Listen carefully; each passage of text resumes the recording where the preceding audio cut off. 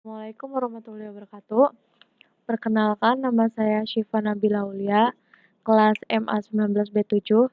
Di sini saya akan mempresentasikan mata kuliah statistik. Untuk mempersingkat waktu, kita langsung aja ke materinya. Pengertian dari rata-rata, median, dan modus. Rata-rata adalah suatu bilangan yang mewakili sekumpulan data. Dalam statistika, rata-rata, rata, atau rataan memiliki tiga arti yang berkaitan. Rataan aritmetik, pengertian yang paling umum dikenal awam. Nilai harapan dari suatu perubahan acak dan ukuran pemusatan dari suatu sebaran probabilitas. Median adalah ukuran data yang terletak di tengah setelah diurutkan menurut besarnya. Modus adalah nilai yang sering muncul dalam suatu data statistika.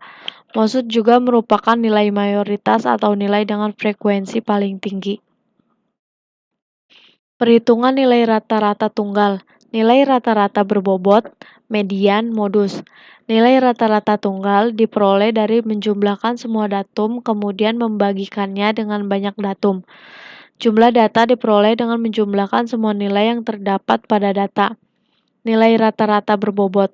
Setiap angka dalam set dan W adalah faktor penimbangan terkait untuk menemukan rata-rata tertimbangan. Cukup kalikan setiap nilai dengan faktor penimbangannya dan jumlahkan semua hasilnya. Median, cara untuk menentukan letak tengah data setelah data disusun menurut urutan nilainya. Modus, mencari nilai yang paling sering muncul pada sebuah data. Mengurutkan nilai sebuah data dari rendah ke tinggi. Keuntungan dan kerugian menggunakan masing-masing pusat data tersebut.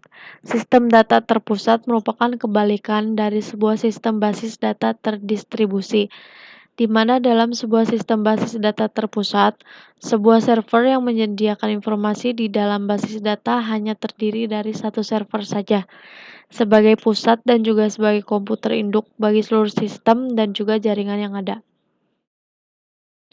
Menghitung dan menginterpretasikan rentang rata-rata deviasi, varian, dan standar deviasi data tunggal. Range apabila sekumpulan data sudah diurutkan dari yang terkecil sampai terbesar, maka range dari data itu adalah range sama dengan data terbesar sampai data terkecil. Rata-rata deviasi. Semakin rendah suatu nilai varian, maka semakin juga mendekati rata-rata. Sementara apabila nilai varian semakin tinggi, maka semakin lebar rentang variasi datanya. Varian mengurangi setiap nilai data dengan rata-rata kelompok data tersebut. Selanjutnya, semua hasilnya dijumlahkan. Standar deviasi data tunggal menghitung nilai rata-rata dari semua titik data. Rata-rata sama dengan jumlah dari semua nilai dalam kumpulan data lalu dibagi dengan jumlah total titik data tersebut. Keuntungan dan kerugian dari masing-masing ukuran dispersi tersebut.